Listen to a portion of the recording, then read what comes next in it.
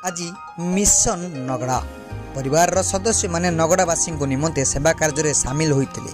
जाजपुर सुकिंदा अंचल नगड़ा आज स्वाधीनतार 77 वर्ष पर और शासन करुवा सरकार 24 वर्ष शासन पर अवहेलित दिन को गोटे ओली खाइबा पाऊना और अनाहार मृत्युवरण करुँच जहाँ भाविबा आम पक्षे असंभव।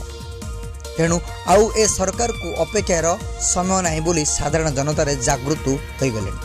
2 दिन मध्य 50,000 रु ऊर्ध्व टंका आदाय कर ट्रस्ट सदस्य माने आज बहु परिमाणर खाइबा जिनिस नगड़ावासी को जोगाइबा सहित जिलापाल अवगति कराई निकट अतीत 3 जन व्यक्ति जड़े शिशु सह अपपृष्टि मृत्युवरण कर खबर अत्यंत दुखदायक।